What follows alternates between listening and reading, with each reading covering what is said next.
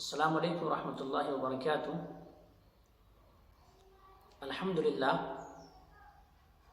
الحمدللہ رب العالمین والصلاة والسلام علی سید المرسلین وعلی آلہ وصحبہ اجمعین، اما بعد۔ وقال النبی صلی اللہ علیہ وسلم وعن انس بن مالک رضی اللہ تعالی عنہ قال قال رسول اللہ صلی اللہ علیہ وسلم المرأة مرآة المؤمن مجمع الاوسط للطبرانی وصححہ البانی۔ محترم سامعین و ناظرین، میں نے آپ حضرات کے سامنے ایک مختصر سی حدیث پڑھی ہے، یہ مجمع الاوسط للطبرانی کے اندر موجود ہے۔ اس روایت کو شیخ البانی علیہ الرحمہ نے صحیح قرار دیا ہے، تو روایت صحیح ہے۔ اس مناسبت سے آج میں آپ حضرات کے سامنے بیان کروں گا کہ ایک مومن دوسرے مومن کے لیے کس طرح سے ہونا چاہیے۔ اور میں سمجھتا ہوں کہ اگر آج دور حاضر میں اس ایک حدیث کے اوپر اگر کوئی انسان عمل کر لے تو معاشرے کی جو برائیاں ہیں تو وہ 90% ختم ہو سکتے ہیں۔ اس حدیث پر صرف عمل پیرا ہو جائے، اس حدیث پر عمل کرنے لگے۔ کیوں؟ آج معاشرے کے اندر برائیاں جو ہوتی ہیں، کرپشن و فسادات جو ہوتے ہیں، ایک دوسرے سے لڑائی و جھگڑے جو ہوتے ہیں، تو اسی بنا پہ ہوتا ہے کہ اگر ہمارے کوئی بھائی کے درمیان کوئی برائی موجود ہے تو وہ اپنے بھائی کو نہ کہہ کر کے کسی اور کے سامنے جا کے کہتے ہیں کہ فلاں شخص ایسا ہے، فلاں شخص کے اندر یہ برائی پائی جاتی ہے، اور جتنا ان کے اندر برائی ہے اس کے بجائے اور زیادہ کہہ کر کے لوگوں کے سامنے پیش کرتے ہیں۔ لیکن اس حدیث کے اندر بتایا گیا ہے، جیسا کہ روایت پڑھی گئی ہے کہ انس بن مالک رضی اللہ تعالیٰ عنہ کہتے ہیں اللہ کے نبی جناب محمد کریم صلی اللہ علیہ وسلم نے فرمایا کہ مومن مومن کا آئینہ ہے، المرأۃ مرآۃ المومن، مومن مومن کا آئینہ ہے۔ اس حدیث کا مطلب یہ ہے کہ مومن مومن کا آئینہ، آئینہ کا مطلب کیا ہوتا ہے؟ ہم اور آپ کبھی آئینے کے سامنے جاتے ہیں تو اس وقت وہ آئینہ ہمارے اندر جو اچھائیاں ہیں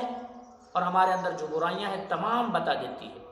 یعنی چہرے کے اندر اگر کوئی داغ و دھبا ہے تو وہ داغ و دھبا کو بھی بتاتا ہے، اگر ہمارے چہرے خوبصورت ہیں تو اس چیز کو بھی بتاتا ہے، اور اتنا ہی بتاتا ہے جتنا کہ ہمارے چہرے پر اگر ایک داغ ہے ایک ہی داغ بتاتا ہے، ایک دھبا ہے ایک ہی دھبا بتاتا ہے، کئی دھبوں کو ملا کر کے نہیں بتاتا ہے۔ تو اس حدیث کے اندر اسی لیے تشبیہ دی گئی ہے، مثال دیا گیا ہے کہ اگر تمہارے مومن بھائی کے اندر اگر کوئی برائی ہے، کوئی خرابی ہے، کیونکہ انسان جو ہے گنہگار ہے،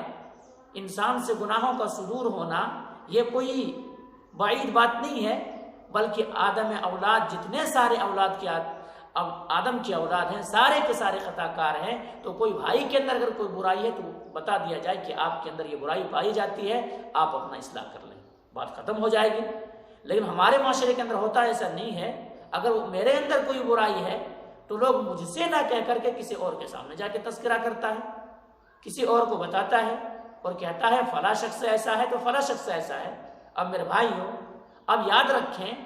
اگر آپ میرے سامنے میرے برائیوں کا ذکر کریں گے تو ہوگا یہ کہ وہ برائی کا ذکر کرنے کی وجہ سے ہمارے اندر وہ برائی جو پائی جا رہی تھی، جو بری صفت پائی جاتی تھی، اس سے اگر میں توبہ کر لوں تو آپ کو تو ثواب بھی ملے گا۔ لیکن اگر میرے اندر وہ برائی پائی جا رہی ہے اور لوگوں کے سامنے آپ تشہیر کر رہے ہیں، لوگوں کو بتا رہے ہیں، لوگوں کے سامنے ہماری برائی بیان کر رہے ہیں، تو آپ یاد رکھیں کہ آپ غیبت کر رہے ہیں۔ اور اللہ کے نبی جناب محمد کریم صلی اللہ علیہ وسلم نے کیا دیکھا معراج کے اندر جب گئے تو بعض انسان ہیں جو ناخون سے اپنے جسم کو نوچ رہے ہیں، اپنے جسم کو خرچ رہے ہیں، اور تانبے کے ناخون ہے۔ سوال کیا گیا فقلت من ہؤلاء یا جبریل، اے جبریل امین بتاؤ تو صحیح کہ یہ منظر ایسا کیوں ہو رہا ہے، ان کے ساتھ یہ سلوک کیوں کیا جا رہا ہے؟ حضرت جبریل امین نے بتلایا کہ یہ وہ شخص ہے جو اپنے بھائی کا غیبت کرتے تھے، اپنے بھائی کی برائی ان کے پیٹھ پیچھے بیان کرتے تھے، اس لیے ان کو یہ عذاب ہو رہا۔ تو میرے بھائی کتنا بڑا سزا ہے، اگر دوسرے کے سامنے میرے برائیوں کو آپ تشہیر کر رہے ہیں تو کتنا بڑا سزا ہے، سمجھ سکتے ہیں۔ یوں ہی نہیں میرے بھائیوں، اگر آپ ہمارے سامنے نہیں بتا سکتے تو آپ لوگوں کے سامنے بھی تو مت بتائیے،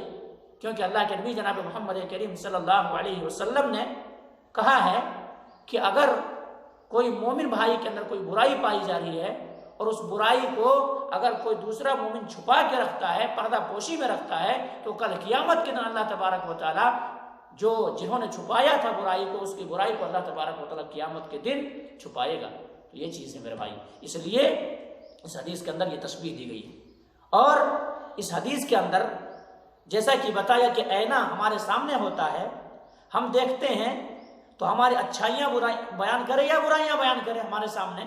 ہم آئینہ سے ناراض نہیں ہوتے ہیں، شیشہ سے ناراض نہیں ہوتے ہیں، بلکہ ہم الٹا ان کے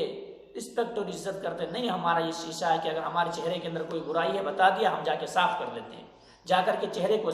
کیا ہے صاف کر لیتے ہیں، شفاف کر دیتے ہیں اور کہتے ہیں کہ اب صاف ہو گیا ہے۔ تو میرے بھائی، اگر کسی کے اندر یہ برائی ہے اور کوئی انسان بتا رہا ہے، اب بتانے کے بعد اس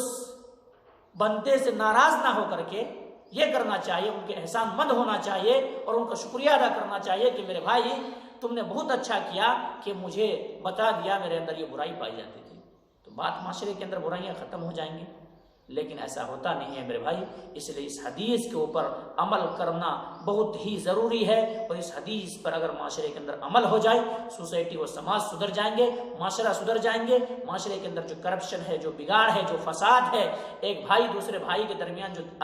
عداوتیں ہیں، جو بغض ہے، جو نفرت ہے، یہ تمام ساری چیزیں ختم ہو جائے گی۔ تو اس لیے میرے بھائیوں، اس حدیث کے اوپر ہم تمام مومنوں کو، تمام مسلمانوں کو عمل کرنا چاہیے۔ بہرحال بات زیادہ طول نہ دے کر کے میں یہیں سے اپنے بات کو ختم کرتا ہوں۔ اللہ تبارک و تعالیٰ سے دعا کرتا ہوں کہ مولا کریم جو بات کہی گئی ہے، ان باتوں کو سب سے پہلے ہم تمام مسلمانوں کو سمجھنے اور اس پر عمل کرنے کی توفیق دے دے۔ تقبل یا رب العالمین، وآخر دعوانا ان الحمد للہ رب العالمین، سبحان ربک رب العزة عما یصفون، والسلام علی المرسلین، والحمد للہ رب العالمین، برحمتک یا ارحم الراحمین۔